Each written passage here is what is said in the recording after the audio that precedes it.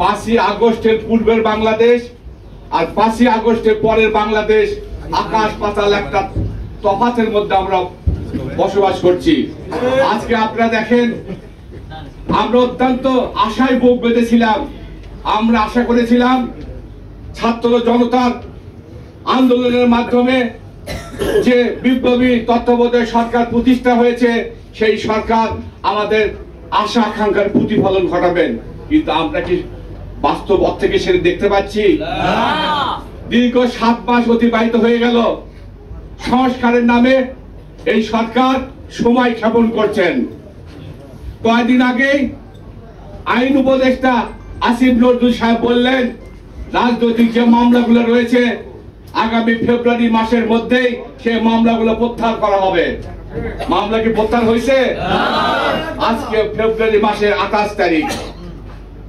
আমি সেই উপদেষ্টা, আজকে যারা উপদেষ্টা রয়েছেন এনাদের অধিকাংশ হচ্ছেন এনজিওর প্রতিনিধি। প্রধান উপদেষ্টা সহ অধিকাংশের এনজিওর প্রতিনিধি। এনাদের কাছে হিসাব হচ্ছে 3 আর 3 6 হয়, আবার 3 3 9 হয়। কিন্তু এনারা জানেন না বাংলাদেশ জাতীয়তাবাদী দলের কাছে 3 আর 3 33 হয়। বুঝবেন বিএনপি 33 খেলা শুরু করেছেন, সেই দিন এরা বুঝবেন বিএনপি কি জিনিস। বিএনপি শহীদ রাষ্ট্রপতি জিয়াউর রহমানের আদেশে করা সংগঠন। বিএনপি কারো দয়ায় গঠিত হয় নাই। বিএনপি যিনি নেতা, ইনি দেশের স্বাধীনতা সার্বভৌমত্বের প্রতীক। স্বাধীনতা ঘোষণা দিয়ে বাংলাদেশের স্বাধীনতা ঘোষণার মাধ্যমে বাংলাদেশের রাষ্ট্রপতি পদে অধিষ্ঠিত হয়েছেন। সংগ্রামী ভাইয়েরা, তারেক রহমান আজকে আমাদের নেতা। এই তারেক রহমান ইনি হচ্ছেন গণতন্ত্রের প্রতীক। আজকে দীর্ঘ 17টি বছর গণতন্ত্রের জন্য উনি জীবন দিয়ে যুদ্ধ করে যাচ্ছেন। তারেক রহমানের নামে আজকে কেন এত দুর্নাম নাই? কেন নাই? তারেক রহমান আদর্শের প্রতীক। আজকে আপনারা দেখেন, শেখ হাসিনা 16 বছর ক্ষমতায় ছিলেন। আজকে তার সন্তান সজীব ওয়াজেদ জয়ের নামে আমেরিকায় 12টি বাড়ি রয়েছে। আজকে ওনার মেয়ে পুতুলের নামে লন্ডনে বাড়ি, ওনার ভাস্তির নামে বাড়ি। বাংলাদেশের পূর্বাঞ্চলে 15 কাঠাগারে এক একজনের নামে জমি।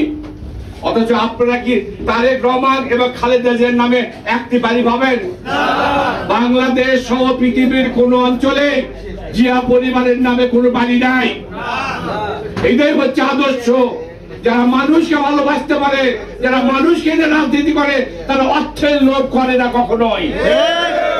সংগ্রামী ভাইরা, আমাদের আগামী দিনের রাজনীতির কথা চিন্তা করে আমাদের আদর্শ নিয়ে থাকতে হবে। আজকে আপনারা সাধারণভাবে চিন্তা করেন, একটা মানুষের জীবনে কতগুলো টাকার প্রয়োজন পড়ে। আপনারা যতই অসৎ হন, আপনারা কি বেশ কেউ সালমান এফ রহমানের মতো বড় লোক হতে পারবেন? এস আলমের মতো এত বড় ঋণ খেলে হতে পারবেন? অথচ তাদের পরিণতি কি হয়েছে আজকে? আজকে ওনারা মামলার ভয়ে বিদেশে সন্তান রেখে আজকে তারা বিদেশে অবস্থান করছেন। আজকে যারা জেলখানার পচে মরতেছে, আজকে মানিক মিয়া নামে, শামসুজ্জামান টগর মানিক নামে একজন ভদ্রলোক বিচারপতি, তিনি দীপ্তি চৌধুরী নামে এক মহিলা উপস্থাপকের সাথে তর্ক করে গেলেন। আজকে ওনার অবস্থান কোথায়? 60 লক্ষ টাকা সীমান্ত পারিরা যাওয়ার সময় 60 লক্ষ টাকা ওনার থেকে সীমান্ত পারির লোকেরা, দালালেরা তার থেকে ছিনতাই করে নেয়। আজকে উনি কারাগারে পড়তেছে। কি দরকার? পুরো টাকার প্রয়োজন আছে, কিন্তু অতিরিক্ত টাকা মানুষকে নষ্ট করে ফেলে। প্রয়োজনের টাকা হলে মানুষের জন্য যথেষ্ট। এই মৎস্যজীবী দল, আপনারা আজকে জিয়াউর রহমান অনেক আশা প্রত্যাশা নিয়ে মৎস্যজীবী দলকে গঠন করেছেন। বাংলাদেশের প্রত্যন্ত অঞ্চল নদী মাতৃক দেশ। আমরা আজকে যদি খাল খনন করতে পারি, আজকে যদি আমরা প্রতিটি পুকুরকে যদি আমরা মাছ চাষের মাধ্যমে যদি উৎপাদন বৃদ্ধি করতে পারি, এটাই হচ্ছে মৎস্যজীবী দলের কাজ। আপনারা আজকে বাংলাদেশে যে মৎস্য চাষ হয়তো তার চেয়ে অনেক গুণ বেশি কিন্তু মাছ চাষ হয় এখন, হয় না? আমরা মানুষ বাড়তেছে, কিন্তু সেই তাদের মহান রব্বুল আলামিনের রহমতে কিন্তু খাবারও বৃদ্ধি পাচ্ছে। আজকে শেখ হাসিনা বাংলাদেশ থেকে পালিয়ে গেছেন, তিনি ভারতে অবস্থান করতেছেন। উনি ভারতের দালাল, ভারত ওনাকে জায়গা দিয়েছে।